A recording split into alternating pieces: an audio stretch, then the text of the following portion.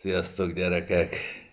Egy nagyon tanulságos keleti történetet olvastam. Egy mester ment a tanítványával, és betértek egy faluba, ahol egy család hát nagyon nyomorúságos körülmények között élt.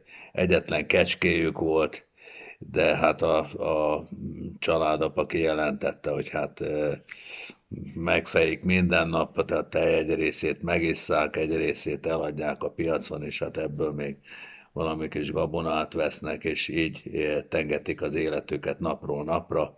Hát nagyon szerényen éltek, nagyon szerényen, de megvendégelték a mestert is és a tanítványát. Aztán éjszaka fölkeltette a mester a tanítványt, hogy már hajnalodott, hajnal felé, mielőtt mentek volna tovább, és azt mondta, hogy menj, fogd meg a kecskét, és lökd bele a szakadékba. És a tanítvány, hát bár ugye keleten a feltétlen tisztelet és elfogadása szokásos a tanítvány részéről a mester felé, de hát azt mondta, hogy hát ez az egyetlen létfenntartásukat, megvendégeltek minket, és most lökje.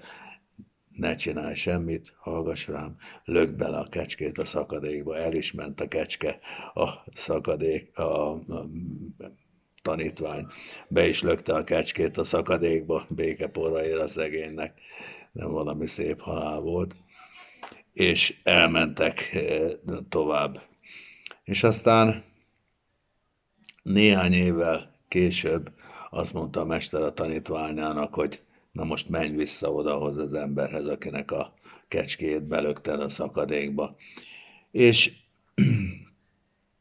oda ment, és egy hatalmas, virágzó, szinte palota méretű házat talált, hatalmas nagy gazdagságot, szolgákat sűrögtek, forogtak, és oda ment hozzá az emberhez, és megkérdezte, hogy de hát mi történt veled?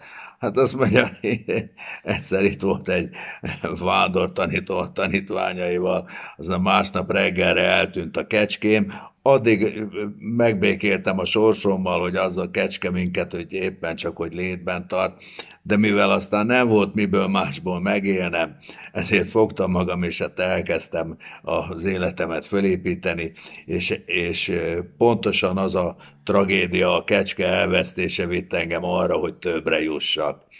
És ugye ez csak egy tanmese, tehát nem kell attól félni, hogy az a kecske szegény ott erőszakos halált szenvedett, hanem arról szól, hogy ahhoz, hogy többre jussunk, hogy a Jóistenhez közelebb kerüljünk, ahhoz mindig a múltunkból egy-egy kecskét be kell lökni a szakadékba. Tehát nagyon jó, hogy mi az életünk során fölépítettünk egy hitvilágot, de mindig közelebb kell kerülni a Jóistenhez, mindig magasabbra kell menni, mindig haladni kell tovább, és ahhoz a múltunktól, a múlt kecskétől meg kell szabadulni, mert ha teljesen kiszolgáltatjuk magunkat az életnek, csak akkor tudunk még tovább lépni, és még feljebb jutni, és végül a Jóisten kebelére, lendületből begurulni. Ezt kívánom mindenkinek, gyerekek, sziasztok!